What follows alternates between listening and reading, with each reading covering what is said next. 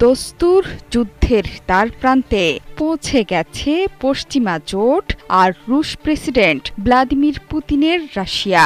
NATO Russia এখন মুখোমুখি। ন্যাটোভুক্ত দেশের আকাশে রুশ যুদ্ধবিমান দেখা মাত্রই সেটি ভূপাতিতের আভাস পাওয়ার পর থেকেই শুরু হয়ে গেছে যুদ্ধের ক্ষণগণনা। অর্থাৎ রুশ যুদ্ধবিমান গুলি করে ভূপাতিত করা মানেই রাশিয়া ন্যাটো মহারণ শুরু। এরপর যা ঘটবে তা কেবলই যুদ্ধ।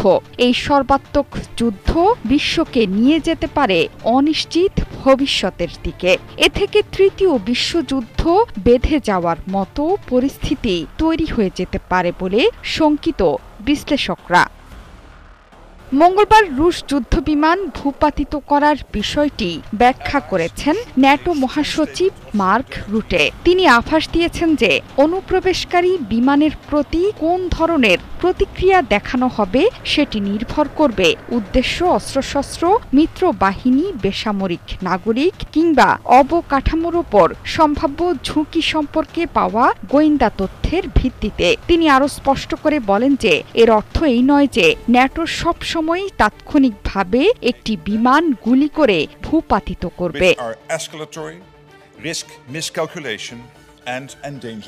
একই আভাস দিয়েছেন মার্কিন প্রেসিডেন্ট ডোনাল্ড ট্রাম্পও। ন্যাটো দেশের আকাশসীমা লঙ্ঘন করলে রুশ বিমান ভূপাতিত করার ধারণা সমর্থন করেছেন তিনি। শুধু তাই নয়, এই যুদ্ধে যুক্তরাষ্ট্র ন্যাটো দেশগুলোকে সমর্থন করবে কিনা সেই প্রশ্নের উত্তরও দিয়েছেন মার্কিন প্রেসিডেন্ট। তিনি বলেছেন সেটি নির্ভর করছে পরিস্থিতির ওপর।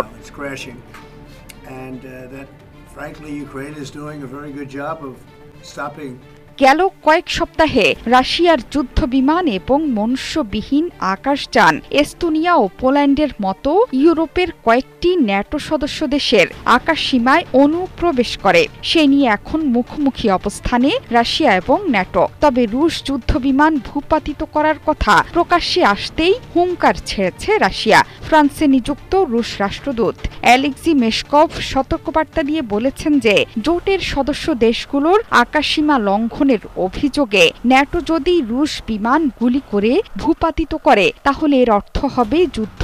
যুদ্ধ ছাড়া আর কি হতে পারে? চলমান উত্তেজনার নিরিখে জাতিসংঘেও ন্যাটোর কার্যক্রম নিয়ে কঠোর বার্তা দিয়েছিলেন রুশ পররাষ্ট্রমন্ত্রী সের্গেই লাভরভ। তিনি স্পষ্ট করে দিয়েছেন রাশিয়ার বিরুদ্ধে ন্যাটো এবং ইউরোপিয়ান ইউনিয়নের যে কোনো আগ্রাসনের কঠোর জবাব দেবে মস্কো। শনিবার নিউ ইয়র্কে জাতিসংঘ সাধারণ পরিষদে গিয়ে লাভরভ বলেন, পশ্চিমে হামলার পরিকল্পনা নেই রাশিয়ার, তবে যে কোনো উস্কানির চূড়ান্ত জবাব দিতে প্রস্তুত ক্রেমলিন।